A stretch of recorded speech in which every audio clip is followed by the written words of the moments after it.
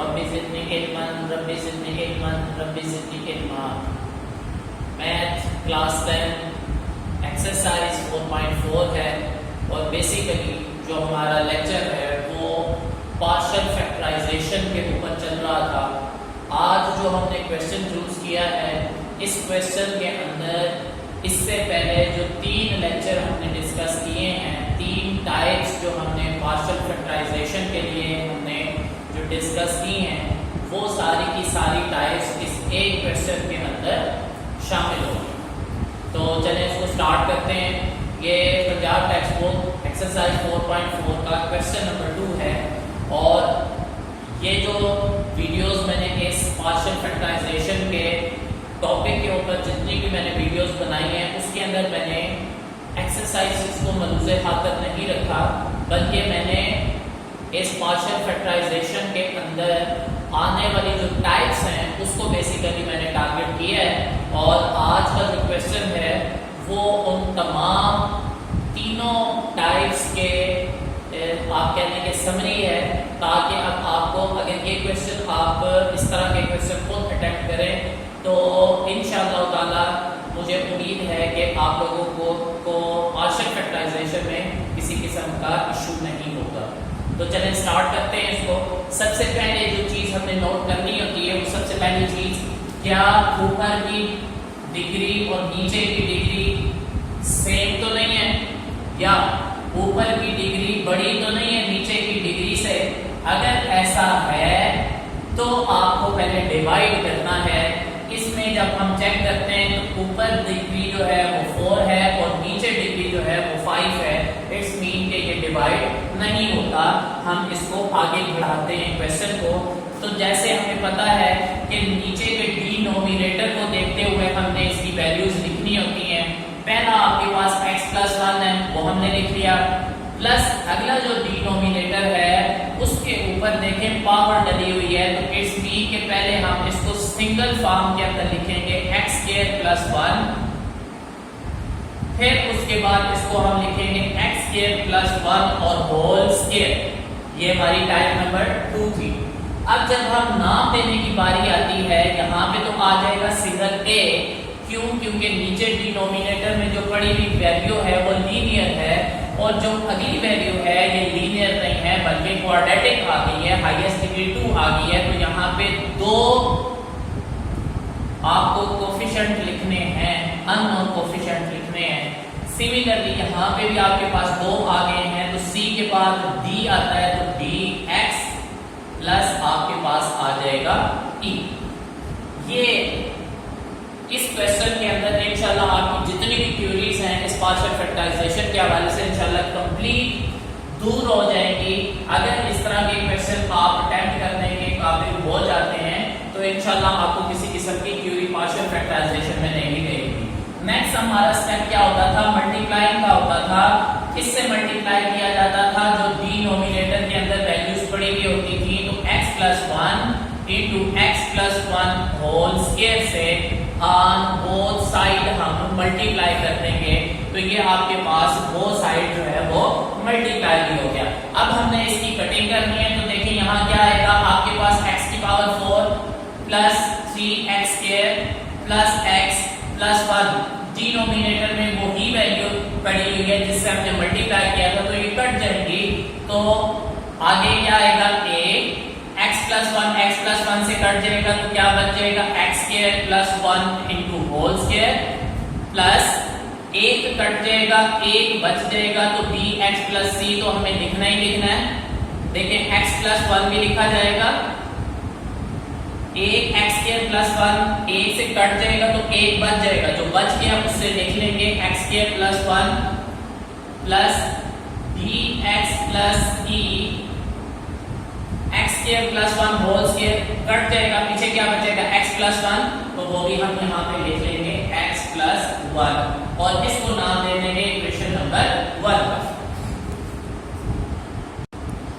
अब मैंने आप लोगों को समझाया था कि ये जो इक्वेशन आती है इसके अंदर अननोन कोफिशिएंट जो है वो हमारे पास ज्यादा हैं और लीनियर इक्वेशंस हमारे पास कम हैं।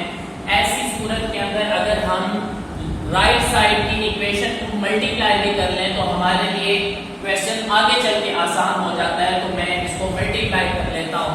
तो मल्टीप्लाई करें जरा, x की power 4 plus 3x square plus x plus 1, ये तो ऐसे ही रहेगा, इसमें तो कोई फर्क नहीं आएगा, इक्वल।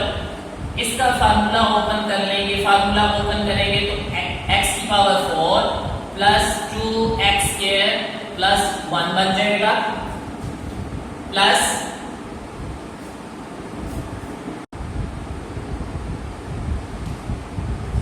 अब इन दोनों को आपस में मल्टीप्लाई करें, dx प्लस c, इन दोनों को मल्टीप्लाई करेंगे तो क्या आ जाएगा आपके पास, x cube plus x square plus 1, इन दोनों को मल्टीप्लाई कर लें, ये आपके पास आ जाएगा dx square plus dx plus ex plus e। अभी भी आपकी मल्टीप्लिकेशन ये वाली रहती है, ये पार्ट रहता है, तो नीचे आप इसको फुलफिल कर लें, x की power 4 plus 3x square plus x plus 1 is equal to, इस a को भी मल्टीप्लाई करते चले जाएं, ax की पावर 4 प्लस 2x स्क्वायर, साथ में आपके पास a भी आना है तो यहाँ पे 2ax square plus a plus ये वाली वैल्यू बन जाएगी आपके पास bx की power 4 plus bx square plus bx cube plus bx plus cx cube plus cx square plus c, ये d वाली वैल्यू रहती है, d वाली वैल्यू लिखेंगे plus dx square plus dx plus ex plus e, और इसको नाम दे देंगे इक्वेशन नंबर 2 का।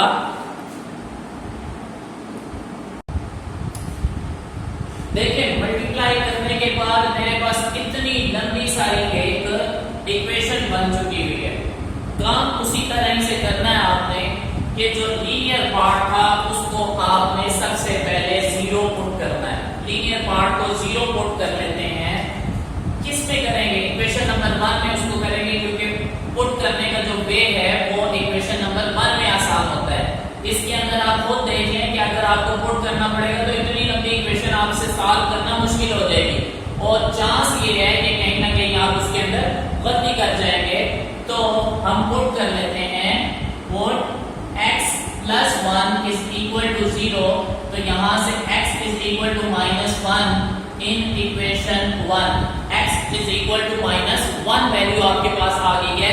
इक्वेशन नंबर 1 में पुट करेंगे तो 1 में जरा पुट करें, -1 whole power 4 plus 3 -1 whole square -1 plus 1 is equal to a -1 का स्क्वायर प्लस 1 होल स्क्वायर।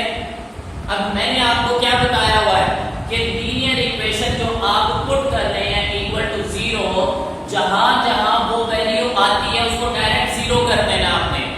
उससे फायदा क्या होगा कि आपको ज्यादा मेहनत नहीं करनी पड़ेगी। देखिए x प्लस 1 आ रहा है यहाँ पे, तो ये पूरी की पूरी वैल्यू 0, यहाँ पे भी x प्लस 1 आ रहा है तो ये भी पूरी की पूरी वैल्यू 0। इट्स मीन कि यहाँ पे आप क्या लगा सकते हैं, 0 प्लस 0 लगाया जा सकता है। आपकी टेंशन खत्म हो गई इतने लंबे पार्ट को सॉल्व करने की। अब जरा इसको नीचे आके सॉल्व कर लें।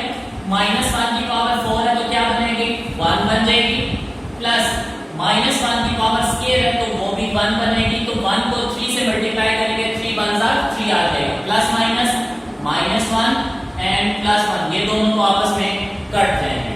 इक्वल आपके पास आ जाएगा -1 का स्क्वायर 1 आएगा, 1 प्लस 1 2 बन जाएगा, 2 का स्क्वायर करूंगा तो 4 बन जाएगा, 4a मैंने डायरेक्ट लिख लिया हुआ है। अब इसी पार्ट को मैं यहाँ पे लिखने लगा हूँ ताकि मेरे पास, क्योंकि बोर्ड पे जगह कम है तो इक्वेशन जो एलिमिनेशन वाला मेथड है वो मैं आगे करूँ और जो पुट वाला मेथड है वो मेरा यही कंप्लीट हो जाए। 1 प्लस 3 मेरे पास टोटल कितना बन जाएगा, 4 बन जाएगा, 4 4 इज इक्वल टू 4a, दोनों कट जाएंगे तो a का आंसर आपके पास किसके बराबर आ जाएगा, 1 के बराबर आ जाएगा। यहाँ पे आपने लीनियर का को 0 पुट करने के बाद a का आंसर ले लिया हुआ है। अब आगे आपने एलिमिनेशन करनी है, तो एलिमिनेशन कर लेते हैं। यहाँ पे ऊपर करते हैं एलिमिनेशन। सबसे पहले हाईएस्ट डिग्री आपके पास कितनी आई, एलिमिनेशन करेंगे किस इक्वेशन की, इक्वेशन नंबर 2 की। तो हाईएस्ट डिग्री आपके पास 4 आ रही है, तो मैं यहाँ पे लिख लूंगा एलिमिनेट x की पावर 4, ठीक है, एलिमिनेट x की पावर 4। तो यहाँ पे इक्वेशन 2 में आप लेफ्ट साइड पे देखें x की पावर 4 वाली वैल्यू है, उसके पीछे कोफिशिएंट कितना है, 1 है, तो मैं यहाँ लिख लूंगा 1। आगे चलता हूँ, x की पावर 4 के साथ कोफिशिएंट जो है वो a है, a लिख लिया मैंने, प्लस x की पावर 4 के साथ कोफिशिएंट b भी है, तो मैं ये b भी यहाँ पे लिख लेता हूँ। अब देखिए बहुत छोटा सा क्वेश्चन रह गया, अब मुश्किल काम नहीं रहा। a का आंसर मैंने निकाल दिया था, वो किसके बराबर है, 1 के बराबर है। पुट कर लें यहाँ पे 1 is equal to 1 plus b, ये प्लस में है, दूसरी साइड पे आएगा माइनस बन जाएगा, और b का आंसर आपके पास किसके बराबर आ गया, 0 के बराबर आ गया। क्लियर। अब नेक्स्ट आगे आ जाए आप, एलिमिनेट अगली वैल्यू करेंगे, एलिमिनेट, इससे आगे क्या आएगा, क्यूब आएगा, eliminate x cube, eliminate x cube, x cube की वैल्यू को एलिमिनेट करेंगे। x क्यूब में तो आपके पास यहाँ पे कोई वैल्यू नहीं है लेफ्ट साइड पे, तो वो क्या आ जाएगी, 0। राइट साइड में चलते हैं x क्यूब के साथ कोफिशिएंट b लिखा हुआ है, फिर चलते हैं x क्यूब के साथ कोफिशिएंट आपके पास c लिखा हुआ है, प्लस c, b का 0 आंसर था, तो c का भी आंसर क्या निकल आया, 0 आंसर आपके पास c का भी आ गया। लेकिन कितना आसान छोटा सा सवाल बनता जा रहा है। आगे मैं एलिमिनेट कर लूंगा x स्क्वायर को, eliminate x square, left side पे मेरे पास x स्क्वायर के साथ जो कोफिशिएंट है वो 3 कोफिशिएंट है, मैं यहां पे लिख लूंगा 3। राइट साइड पे x स्क्वायर का जो कोफिशिएंट है वो है 2a, अगर आपको नजर आ रहा है जहां पे मैंने फिंगर रखी हुई है 2a, या ये रेड मार्कर मैंने जहां रखा हुआ है 2a, वो लिख लिया। फिर उसके बाद x स्क्वायर में आ रहा है आपके पास b आ रहा है, c आ रहा है और d आ रहा है, ये सारे वैल्यूज यहां पे लिखे हैं, plus b plus c and plus d।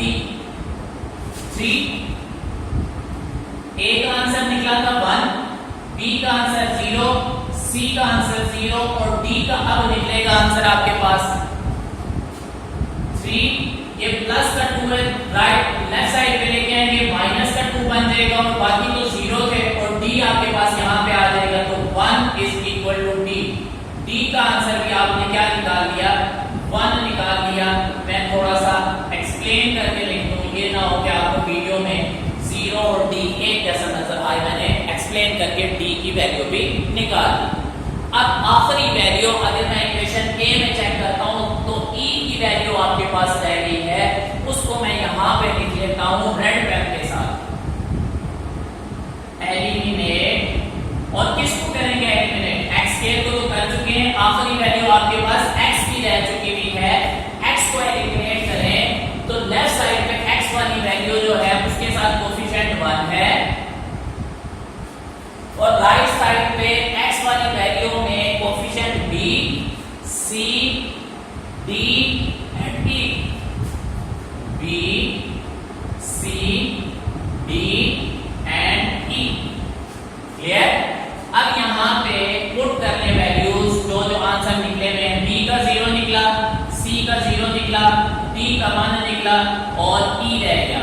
अब ये 1 प्लस है, राइट साइड पे आएगा तो माइनस का बन जाएगा, और e का आंसर भी आपके पास क्या आ गया, 0 आ गया। तो अब जब हम वैल्यूज को पुट करेंगे इक्वेशन नंबर a के अंदर, इन सारी वैल्यूज को जब इक्वेशन